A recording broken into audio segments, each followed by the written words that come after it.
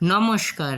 রম্য গল্পমালার পক্ষ থেকে সকল শ্রোতা বন্ধুদের জানাই স্বাগত। আপনাদের সাথে আমি রম্য মাইতি। সামনে নববর্ষ, সকলকে জানাই অগ্রিম প্রীতি ও শুভেচ্ছা। আজকের বিশেষ পরিবেশনা গল্প দুষ্ট কুমার। লেখিকা পূর্বা সেনগুপ্ত, অঙ্কনে সুব্রত মাঝি, গল্প পাঠে আমি রম্য মাইতি। আজকের গল্প দুষ্ট কুমার। পুরাকালে বারাণসীতে কৃতবাসা নামে এক ক্রোধী রাজা রাজত্ব করতেন। তাঁর প্রথম পুত্র জন্মালে দৈবজ্ঞরা গণনা করে বললেন, মহারাজ, একে সাবধানে রক্ষা করবেন, কারণ এই পুত্র পানীয়ের অভাবে মারা যাবে।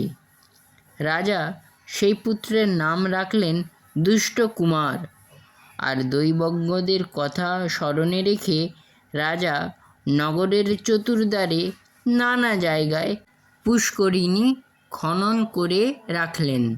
প্রতি 4 রাস্তার মাথায় জলছত্র ও জলে পূর্ণ কলস রাখা হলো। রাজা সচেতন থাকলেন যাতে রাজকুমার জলের অভাব কখনো বোধ না করেন। বয়ঃপ্রাপ্তির পর রাজা তাঁকে উপরাজ রূপে নিয়োগ করলেন। রাজকার্যের বহু বিষয় দুষ্টকুমার কৃতিত্বের সঙ্গে পরিচালনাও করতেন, কিন্তু তিনিও পিতার মতো ক্রোধী স্বভাবের ছিলেন। তাই সকলে রাজার মতো উপরাজকেও ভয় পেয়ে চলত।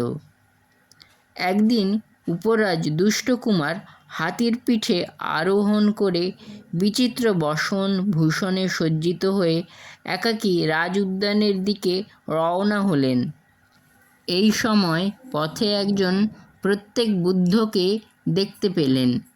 তাঁর চারিদিকে বহু লোক, কেউ তাঁকে প্রণাম করছিল, কেউ তাঁর গুণগান করছিল, কেউ বা তাঁকে দূর থেকে প্রণামরত ছিল। রাজপুত্র ভাবলেন, আমি এই পথ দিয়ে যাচ্ছি, কিন্তু আমাকে কেউ লক্ষ্যই করছে না। সকলের দৃষ্টি দেখছি এই ভিক্ষুর দিকে। ওরা একজন মুণ্ডিত মস্তক ভিক্ষুকে প্রণাম করছে। উপরাজ্যে এই পথ দিয়ে অতিক্রম করছে, তাঁর দিকে কোনো লক্ষ্য নেই। আশ্চর্য তো! কোন সাহসে এরা উপরাজকে অবহেলা করে? এইসব ভাবতে ভাবতে উপরাজ দুষ্টকুমারের মনের অহংকার ক্রোধরূপে প্রকাশিত হলো। তিনি হাতির পিঠ থেকে নেমে প্রত্যেক বুদ্ধের কাছে এসে দাঁড়ালেন।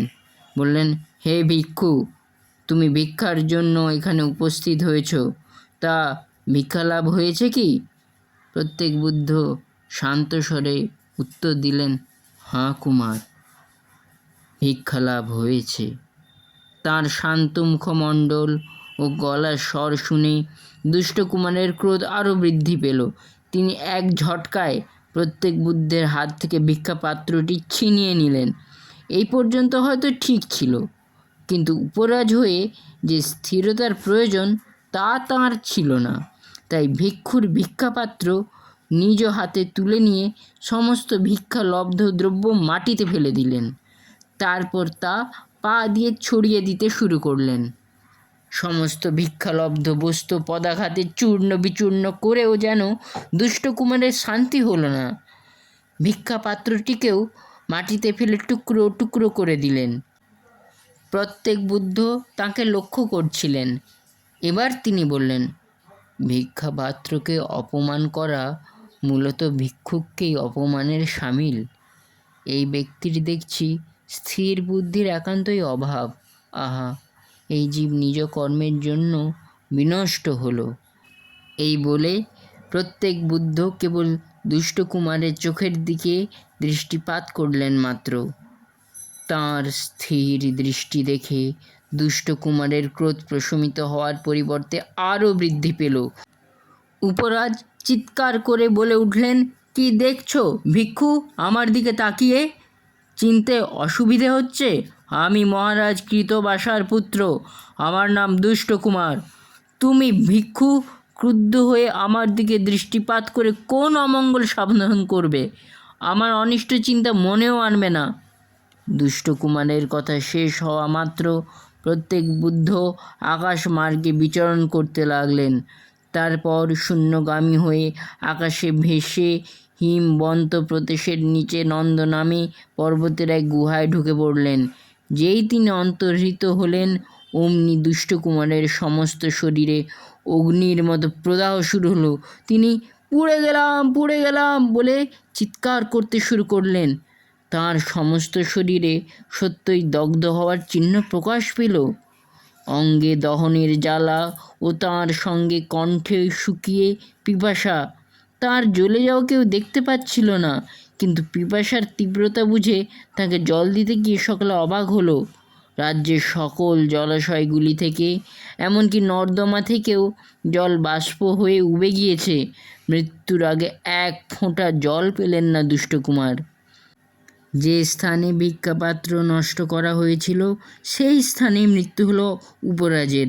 তার মৃত্যুর সঙ্গে সঙ্গে মাটি দুফাক হয়ে নরকে গমনের পথ দৃশ্যমান হলো। ক্রোধে বিনষ্ট হলেন দুষ্টকুমার। কেমন লাগলো আজকের পরিবেশনা? কমেন্ট বক্সে অবশ্যই লিখে জানান। গল্পটি ভালো লাগলে লাইক এবং শেয়ার করতে ভুলবেন না। পরবর্তীকালে নিত্য নতুন নানা স্বাদের গল্প কবিতা শুনতে এখনই আমার চ্যানেল সাবস্ক্রাইব করে পাশে থাকুন। ধন্যবাদ।